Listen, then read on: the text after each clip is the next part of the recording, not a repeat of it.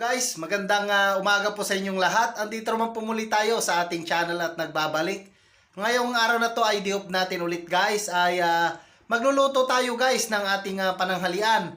Ang lulutuin nating pananghalian guys ay ginisang munggo na may sahog na panang manok guys. Simple lang naluto to guys. At salamat guys sa inyong suporta at hindi nyo pag-skip ng ads guys. Malaking tulong yun guys sa akin at sa aking pamilya guys.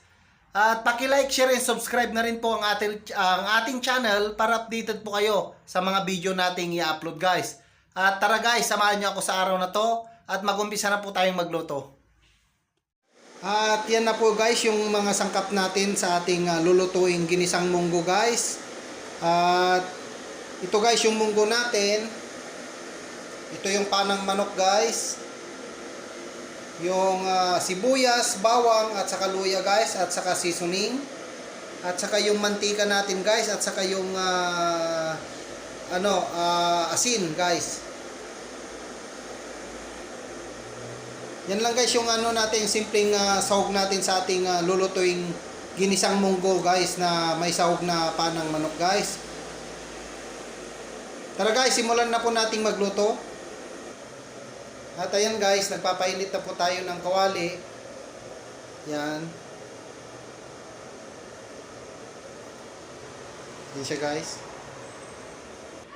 At dito na po tayo magigisa ng ating sangkap guys na sibuyas, yung luya at saka yung bawang guys. Yan tayo. Pinapainit ko lang po itong kawali natin. At saka yung kaldero natin guys yan. At nagpakulo na ako ng tubig guys para mainit na yung tubig nating ilalagay dyan sa kaldero. Ito na guys yung natin, yung tubig na mainit guys yan.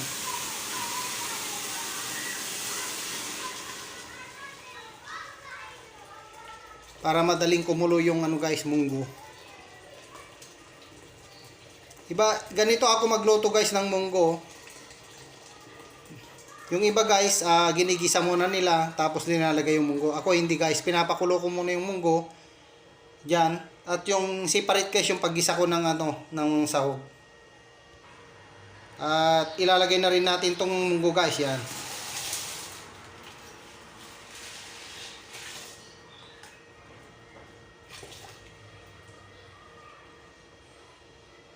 At pag kumulo na yan guys, yung munggo, saka natin ilalagay yung guys, panang manok para sabay silang maluto. Tatakpan muna natin guys, yan. Yan guys, mainit na rin yung kawali natin. Ngayon, maglalagay na rin tayo ng mantika, yan. Damihan lang natin guys. Yan. Pag mainit na yung mantika guys, saka natin ilalagay yung mga natin, panangkap nating sahog na panggisa. At ayan na siya guys, mainit na. Lagay na rin natin tong luya, bawang, saka sibuyas.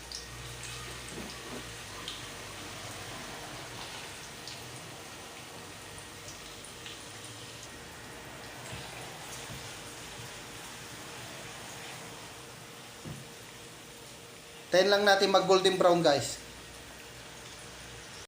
At ayun na guys, okay na yung natin, ginisa nating sibuyas, bawang at saka luya.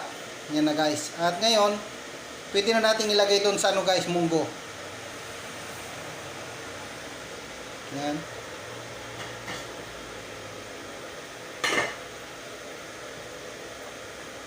Ngayon lalagay na natin guys.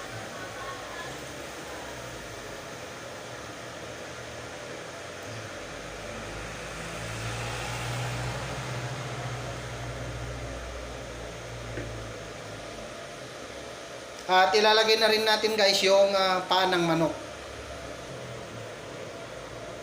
Yan guys, lalagay na rin natin yung panang manok.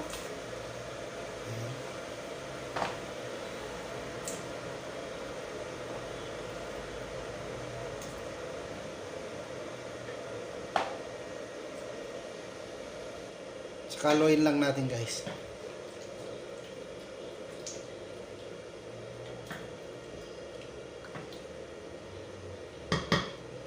Yan lang natin maluto yung panang manok at saka munggo guys. Magsasabay silang maluluto yan guys. Takpan muna natin. Update kayo ulit mamaya guys pag okay na yung munggo at panang manok natin guys. Yan guys, titignan na natin. Yan na siya.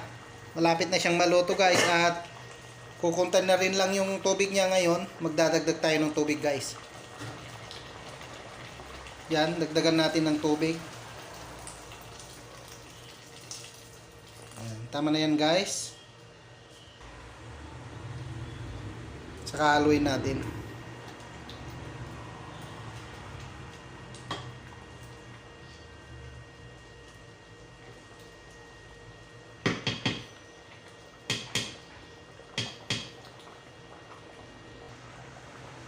Yan guys, lalagyan na rin natin siya ng seasoning guys. Yan.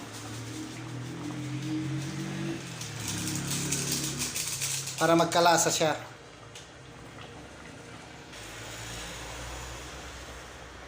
Yan guys, saka maglalagay na rin tayo ng asin guys. Tansyahin na lang natin guys yung lalagay nating asin.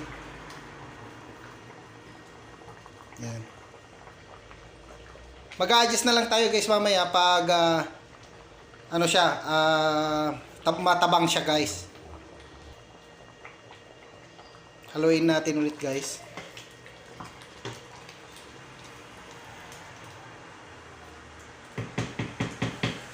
Yan.